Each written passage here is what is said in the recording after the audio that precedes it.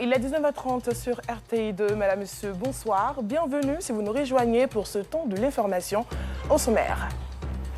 Dans la commune d'Adjamé se trouve un virage de tous les dangers. Situé à la descente du pont, il est difficile de faire la traversée en ce lieu à cause du comportement incivique de certains automobilistes. Et puis au Mali, la malnutrition infantile est à son plus haut depuis 10 ans. S'alarme, action contre la faim. Et voilà, c'est tout pour les titres. Et ils sont en danger, on pourrait même dire qu'ils côtoient la mort tous les jours. Difficile pour les usagers de faire la traversée au niveau du virage situé à la descente du pont ferraille de la commune d'Adjamé à cause de l'incivisme de certains automobilistes. Le point de la situation avec Nour Sangaré et Gilles Tounia. Ce virage à la descente du pont ferraille est accidentel. Un virage de tous les dangers.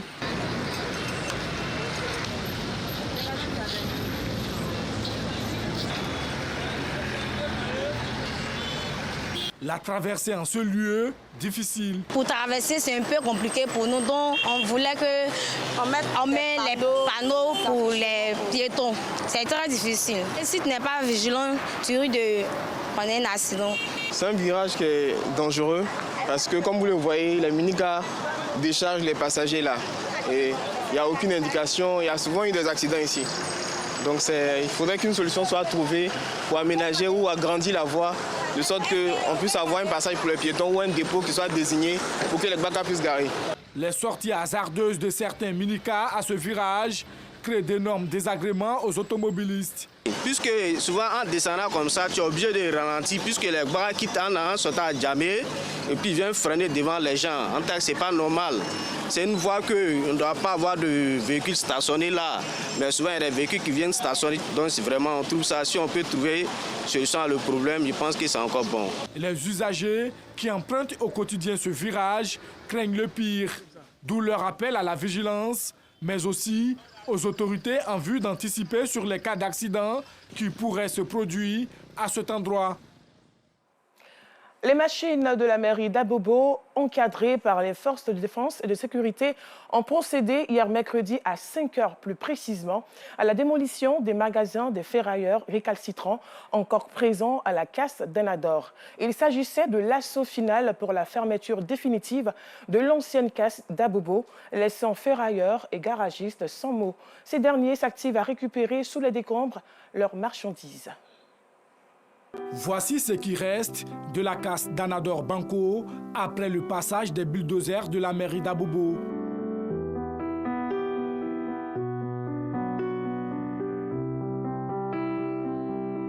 Ces bulldozers ont détruit tous les magasins, laissant les artisans ferrailleurs sans mots. C'est une fête pour nous, c'est une fête. Les bus sont tombés sur les moteurs. Regardez où les moteurs sont cassés même. Regardez les moteurs, les bus sont tombés, c'est une machine au moins 10 millions, 15 millions. C'est une fête. Moi, mon père, il va carreau, il va les parablues des carreaux. Lui-même, il n'a pas allé ici. Tous ces bus sont cassés. Sous les décombres de magasins, Ibrahim s'active à récupérer certaines pièces détachées. Hier, franchement, on ne nous a rien dit. Voilà, c'est la fois dernière, on nous avait dit d'évacuer les pièces. On a fait ce qu'on pouvait. On ne peut pas tout faire un coup. C'est là, ils sont revenus hier, ils ont encadré partout, puis ils sont venus faire ce qu'ils avaient envie de faire. Il y avait des matériels dedans, vous voyez. C'est les pièces qu'on essaye de faire sortir comme ça. Le mur est tombé dessus, on a fait assez de pertes. C'est des millions qui sont là, qui sont gâtés comme ça. On fait comment? Vous-même regardez. Ces derniers-là, on ne peut plus les vendre. Voilà le camion, tu vas envoyer tout. Donc, on ne sait même plus ce qu'il faut faire. Cette opération de déguerpissement n'a pas épargné les garagistes installés dans les encablures du Carrefour Express. C'est nos garages qui sont là, nous ne sommes pas les ferrailles, et puis nous ne sommes pas la casse. Quand on dit la casse, ça n'a pas de plaques à Nado pour aller. Non, on ne peut pas faire diel avec corps habillé. Non, on ne peut pas faire diel aussi avec les gens de la mairie. J'ai perdu des matériels, et puis il y avait des matériels même dans ma caisse. Voilà ça qui est là. C'est ça, ils sont en train de faire sortir un peu. Ces garagistes affirment n'avoir pas été informés de cette opération. Personne n'était informé. On était là par surprise. Hier, ils sont venus, ils ont commencé à casser. Nous sommes les pères de famille. On est là, on a la rentrée, proche de la rentrée. Les enfants vont à l'école, la famille est là. Maintenant, comment on va faire? On vient un coup, on commence à tout casser. Nous, on a lâché. Pour nous, c'est pas grave. Et pour les enfants et nos familles, comment on va devenir? La rentrée est là. La famille est là. Comment on va faire? On ne nous a même pas informés.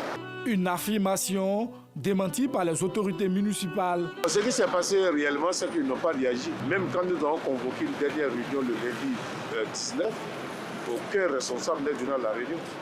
Aucun responsable n'est venu à la réunion. Lundi 19 à 16h à la mairie, ils étaient tous informés. Ces opérations de déguerpissement avaient perturbé la circulation dans la journée d'hier à Abobo. Mais aujourd'hui, tout semble revenu à la normale. Lancement de la 2e édition du brunch des Tchansi dans la commune de Cocody. L'objectif de cette rencontre est de permettre aux jeunes entrepreneurs de se faire connaître et de trouver du boulot. Assit Diarra et Issa Dembélé pour les détails.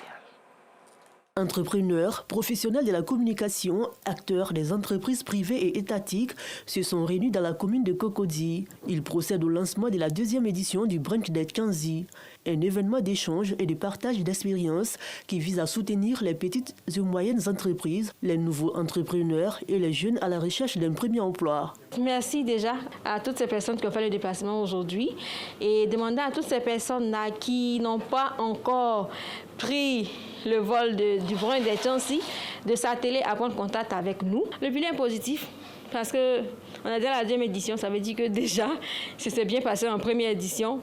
Et on a ces personnes qui nous accompagnent, le bilan est très positif pour nous. Une initiative jugée d'intérêt par les invités. C'est une belle initiative à laquelle j'adhère parfaitement, entièrement, parce qu'il s'agit de déceler des talents et de leur permettre de contribuer au développement du pays. Parler des PME, de ces entrepreneurs qui exercent diverses activités, pour moi, ce sont des personnalités à vraiment à promouvoir. Ce brunch est une initiative à encourager, d'autant plus que l'entrepreneuriat reste l'une des solutions pour résorber le problème du chômage en Côte d'Ivoire. Donc c'est tout naturel pour nous en tant que fédération, donc des jeunes entrepreneurs de Côte d'Ivoire, d'encourager ce genre d'événement. La 2e édition du brunch des Tchansi se tiendra du 14 au 15 novembre 2024. Panel, exposition, formation en art oratoire et des jeux concours sont au menu de cette édition 2024.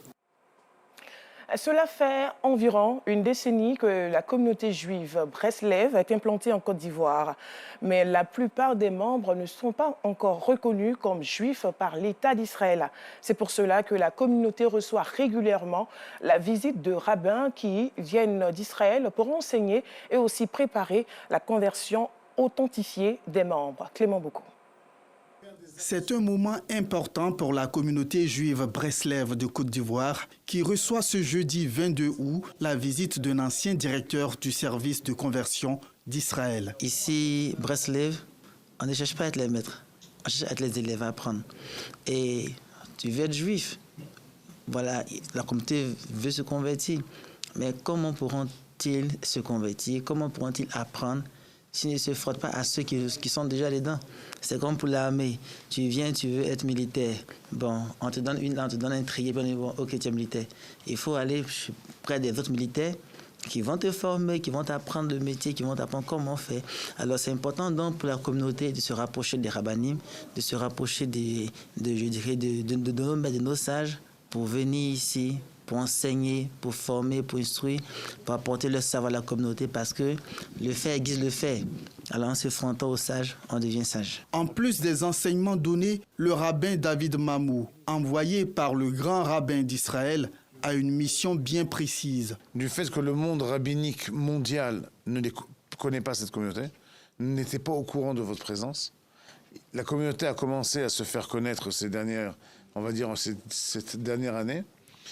Et c'est pour ça qu'ils m'ont demandé de venir pour faire un rapport sur cette communauté afin de présenter au grand rabbin la présence de cette communauté-là pour qu'on puisse prendre une décision en haut de savoir quoi faire. C'est quoi faire?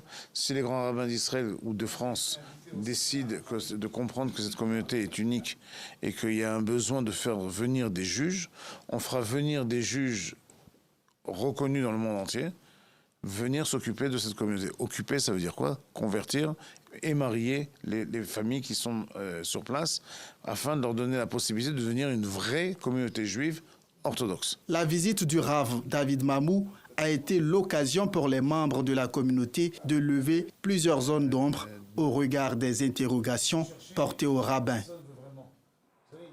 Renforcer les relations sino-ivoiriennes, c'est le souhait des responsables des structures chinoises en Côte d'Ivoire et des acteurs du football ivoirien. Pour cela, ils ont organisé le tournoi de l'amitié sino-ivoirienne. Assistant Diarra, Issa Dembélé. Après une première édition, une structure médiatique donne le coup d'envoi de la deuxième édition du tournoi de l'amitié sino-ivoirienne, dénommé Football Talent. L'objectif du dit festival est d'occuper sainement les jeunes durant ces vacances scolaires, mais aussi renforcer la coopération sino-ivoirienne.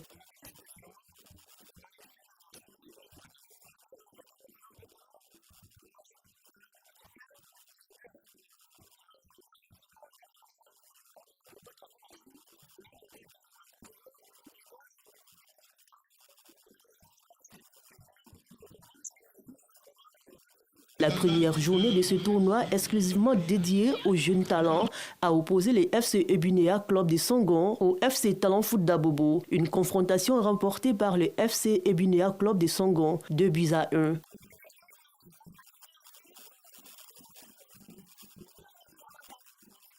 Cette initiative qui a pour but de détecter et de promouvoir les talents en matière de football acquiert l'adhésion du parrain.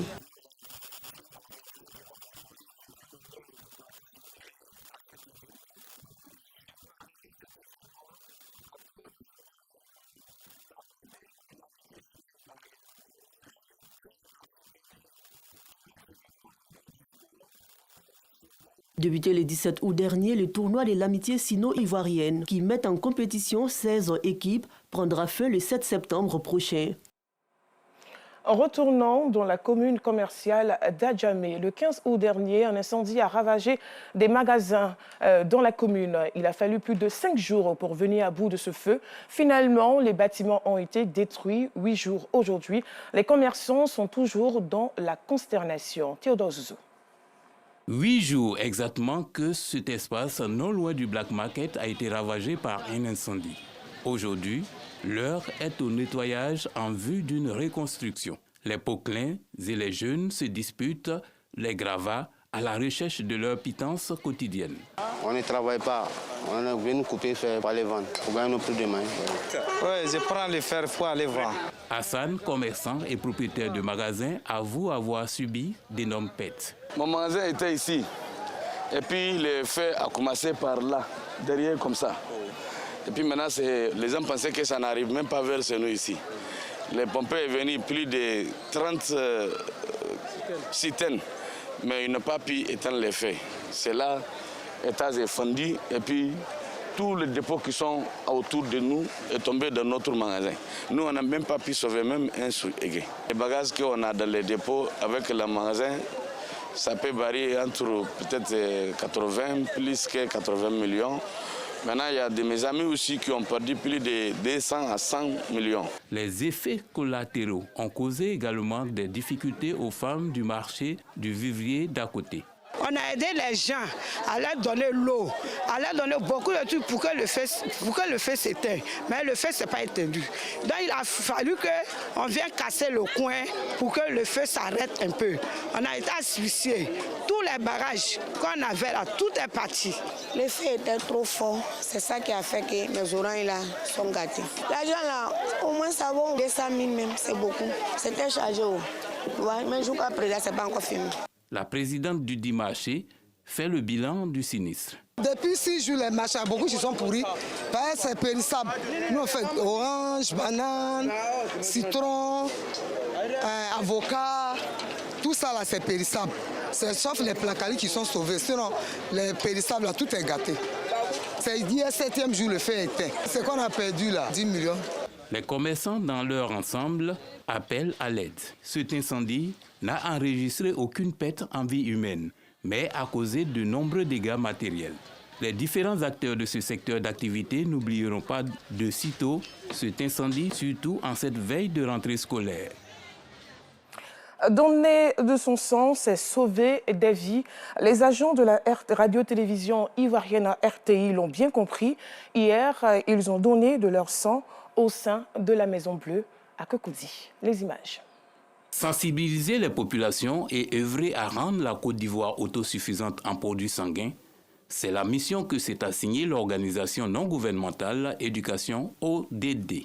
Une conférence sur l'importance du don de sang est organisée à l'espace contigu à l'infirmerie de la radiodiffusion télévision ivoirienne RTI dans la commune de Cocody. Nous nous trouvons aujourd'hui à la RTI pour faire en sorte que le message que nous souhaitons donner, c'est-à-dire que il faut que tous les Ivoiriens et tous les habitants de ce pays s'impliquent dans le développement durable, puissent être entendus partout, sur toute l'étendue du territoire national. Et faire en sorte que tous ceux qui souhaitent être des acteurs du don de sang, c'est-à-dire participer à l'autosuffisance en produits sanguins, soient entendus, qu'ils puissent donner le sang partout. Puis, le personnel joint l'acte à la parole en donnant de son sang. Je viens de remplir un devoir, donner son sang pour sauver des vies humaines. Et il est nécessaire. C'est important de donner son sang, parce qu'on ne le dira jamais assez, ça sauve des vies. Nous avons des parents, plus ou moins, dans les hôpitaux, un peu partout dans le pays. En tout cas, ces parents peuvent avoir besoin de sang.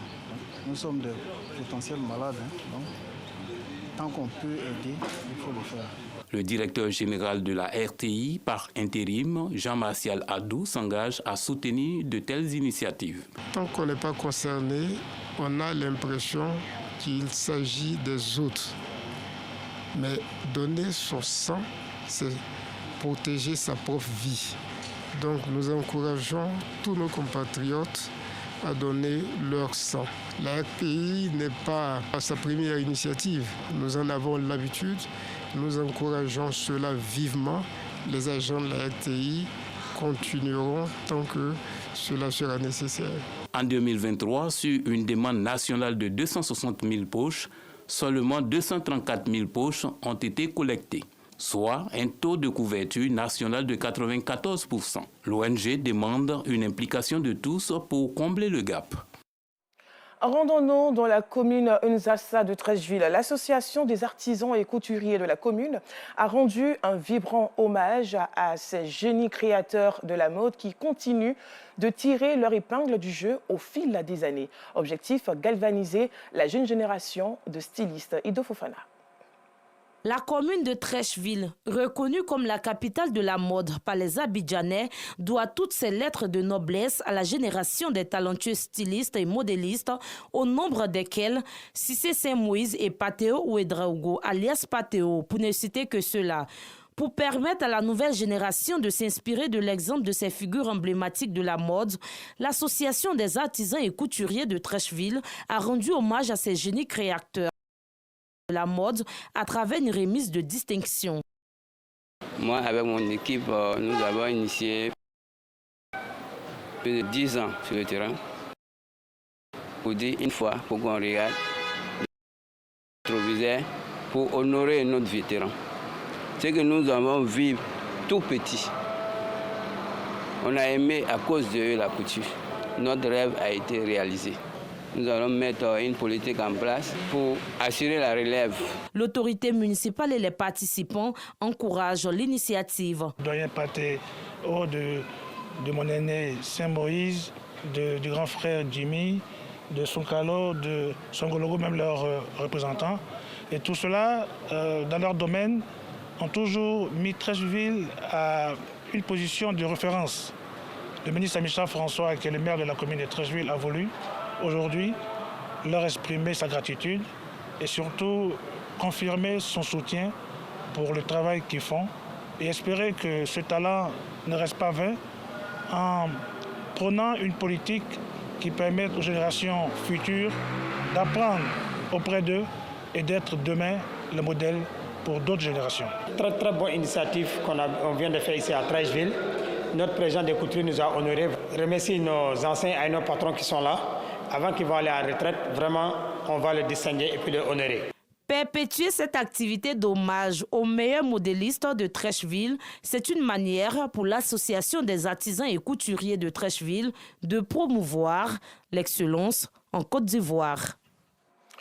Terminons ce journal au Mali. L'organisation Action contre la faim relève une augmentation préoccupante des cas de malnutrition infantile dans un rapport publié le mardi 20 août. Les enfants de moins de 5 ans vivant à l'intérieur des camps de déplacés dans le nord-est du pays sont particulièrement concernés. La malnutrition touche 30% des enfants dans des endroits. Parmi les causes de cette malnutrition infantile, l'ONG pointe les différents conflits au Mali en cours depuis 2012. Voilà, c'est la fin de ce journal. Merci d'avoir suivi. Je vous donne rendez-vous demain dans le 12h30.